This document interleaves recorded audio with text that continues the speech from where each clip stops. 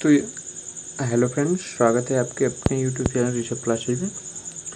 तो ये question number first exercise 1.3 का क्वेश्चन नंबर फर्स्ट है। कि दिया है क्वेश्चन गिवन है कि सिद्ध कीजिए कि √5 एक अपरिमेय संख्या है। ठीक है, तो सबसे पहले क्या करेंगे इस टाइप के क्वेश्चन के लिए, स्टेप फर्स्ट में क्या करेंगे कि इस हम क्या करेंगे, देखिए यहाँ पे देख रखा है कि ये एक अपरिमेय संख्या है, तो हम मान लेंगे कि यह एक परिमेय संख्या है। मतलब इसके विपरीत हम लिख देंगे कि यह मान लेते हैं, ठीक है, यह मान लेते हैं कि यह एक क्या है, मतलब यह मतलब √5 एक परिमेय संख्या है। ठीक है, परिमेय संख्या है। इतनी चीज़ें क्लियर हुई आपको? अच्छा, अब देखिए, अतः दो पूर्णांक आर और यस ऐसे कर लेते हैं कि जैसे कि मान लीजिए कोई आर और यस ऐसे पूर्णांक मान लेते हैं कि मान लीजिए माना दो पूर्णांक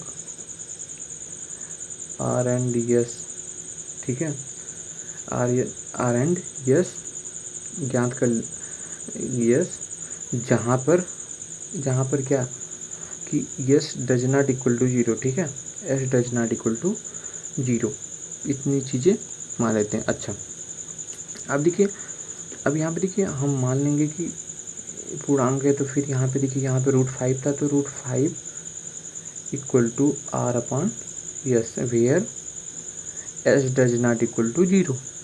इतनी चीज़ें क्लियर है? अच्छा, अब देखिए यहाँ पे क्या है, उभयनिष्ठ गुणनखंड जो है वो उभयनिष्ठ गुणनखंड से आर और यस को विभाजित करके क्या करते हैं कि मतलब उभयनिष्ठ गुणनखंड से क्या करेंगे, आर एस को विभाजित करेंगे और फिर विभाजित करके हम क्या लिख देंगे कि √5 इक्वल टू a/b प्राप्त कर लेते हैं। ठीक है, प्राप्त कर लेते हैं।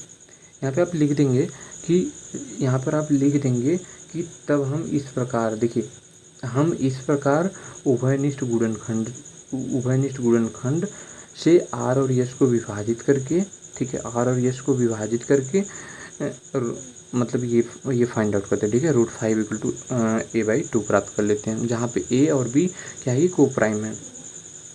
ठीक है, वेयर ए एंड बी क्या है, को प्राइम है। ठीक है, को प्राइम मतलब सह अभाज्य है। ठीक है, सह अभाज्य है। अच्छा, अब देखिए यहाँ पे क्या करेंगे, सिंपली मल्टीप्लाई कर दीजिए, यहाँ पर मल्टीप्लाई करेंगे तो ध्यान देखिए, आप इक्वेशन लिख लीजिए इक्वल टू a/b। ठीक है, a/b आ रखा, मल्टीप्लाई करेंगे तो √5 into b equal to a²। अच्छा, सॉरी यहाँ पे b2, हाँ a आ गया। अच्छा, अब जब यहाँ पे आ गया, अब दोनों पक्षों का क्या करेंगे कि वर्ग करेंगे। ठीक है, दोनों पक्षों का वर्ग करके क्या करेंगे, पुनर्व्यवस्थित करेंगे। ठीक है, रीअरेंज करेंगे। पुनर्व्यवस्थित करने पर हमें प्राप्त होता है। देखिए, इस टाइप से लिखेंगे तो आपका एग्जाम में एक भी नंबर काट नहीं पाएगा। ठीक है, प्राप्त होता है।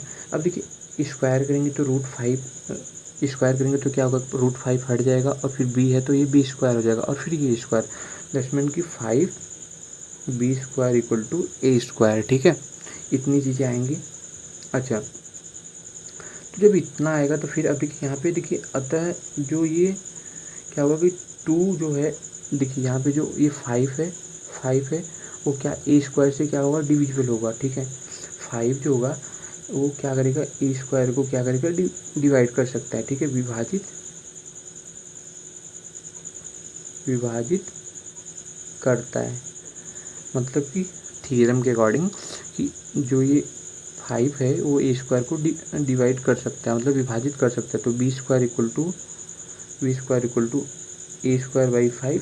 ठीक है, इतनी चीज़ें लिख सकते हैं। अच्छा, जब देखिए जब ये ए स्क्वायर से मतलब विभाजित है तो थ्योरम मतलब प्रमेय 1.3 के अकॉर्डिंग जो 5 है वो ए को भी विभाजित करेगा। मतलब जब ये 5 जो है ए स्क्वायर को विभाजित कर रहा है तो 5 जो है मतलब प्रमेय लिखेंगे, प्रमेय 1.3 के अकॉर्डिंग, 3 के अनुसार अनुसार 5 जो है ए को विभाजित करेगा। ठीक है, विभाजित करेगा।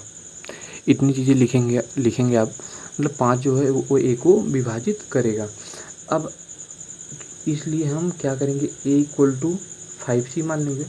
ठीक है, 5c लिख देते हैं, लिख देते हैं या सकते हैं कुछ भी। तो यहाँ पे देखिए ए की वैल्यू क्या हो 5c हो जाएगी। ठीक है, जब यहाँ पे रख देंगे ए की वैल्यू 5c तो क्या होगा, जहाँ पे c क्या है, c एक इंटीजर्स है। ठीक है, c एक इंटीजर्स है तो हम यहाँ पे क्या कर सकते हैं कि ए का मान जो है मतलब ए का मान जो है वो क्या यहाँ पे पुट कर सकते हैं। ठीक है, यहाँ पे पुट कर सकते हैं इक्वेशन फर्स्ट में। ठीक है, तो ए की वैल्यू इक्वेशन फर्स्ट में पुट करेंगे तो क्या होगा कि 5v² इक्वल टू ए की वैल्यू पुट करेंगे इक्वल टू 5c। तो यहाँ पे क्या होगा कि यहाँ पे क्या होगा, देखिए 5 बचे 25। ठीक है, यहाँ पे लिख दीजिए 5c का स्क्वायर। ठीक है, अब इसे सॉल्व आउट करेंगे तो 5v² इक्वल टू 25c²। ठीक है, अच्छा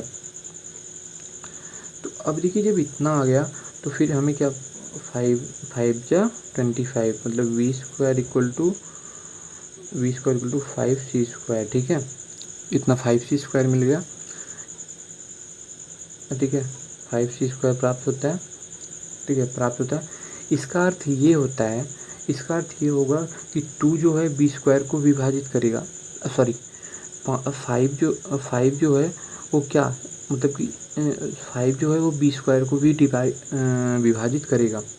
इसका अर्थ लिखेंगे, इसका अर्थ यह है कि 5 जो है वह क्या करेगा कि b² को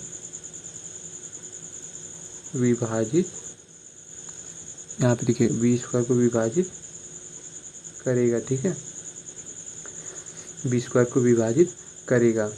अब देखिए विभाजित करेगा तो प्रमेय 1.3 के अकॉर्डिंग जो p की वैल्यू होगी वो क्या होगी 5 होगी। ठीक है, p की वैल्यू 5 लेने पर, ठीक है, v की वैल्यू 5 लेने पर तो देखिए p की वैल्यू 5 लेने पर तो क्या होगा, यहाँ पे हमें फिर लिखना पड़ेगा। यहाँ पे हम लिखेंगे अतः a और b। ठीक है, a और b में क्या कम से कम, a और b में कम से कम एक जो उभयनिष्ठ मतलब कॉमन फैक्टर, उभयनिष्ठ गुणनखंड जो है वो 5 है। ठीक है, 5 है, परंतु देखिए इतना हो गया ना। अब क्या देखिए गुणनखंड 5 है परंतु इससे इस तथ्य का विरोधाभास प्राप्त होता है कि ए और बी में एक अतिरिक्त कोई उभयनिष्ठ गुणनखंड नहीं है। ठीक है, विरोधाभास प्राप्त है। यह विरोधाभास ही हमें यह विरोधाभास जो है हमें इस कारण प्राप्त हुआ है क्योंकि हमने एक त्रुटिपूर्ण कल्पना कर ली है कि रूट 2 एक परिमेय संख्या है। ठीक है, तो इससे हमें यह निष्कर्ष निकलता है कि रूट 5 है ना, रूट 5 क्या है, एक अपरिमेय संख्या है। ठीक है, यहाँ पे इसका आंसर होगा। देखिए इस स्टेप के बाद एक स्टेप आपको और लिखना पड़ेगा। वो स्टेप क्या होगा, देखिए गुणनखंड 5 है फिर इसके बाद हम लिखेंगे कि परंतु जो है इसमें इस तथ्य का विरोधाभास प्राप्त होता है। देखिए देखिए जो विरोधाभास प्राप्त होता है वो क्या होता है कि ए और बी का बी में एक अतिरिक्त कोई उभयनिष्ठ गुणनखंड नहीं है, ठीक है, कोई अतिरिक्त उभयनिष्ठ गुणनखंड नहीं है। यह विरोधाभास हमें इस कारण से प्राप्त होता है क्योंकि जो जो हमने मतलब क्या कि हमने एक त्रुटिपूर्ण कल्पना कर ली थी कि √5 एक परिमेय संख्या है, जो कि वो परिमेय संख्या नहीं है। √5 एक अपरिमेय संख्या है, ठीक है। ये आपका आंसर हो गया। तो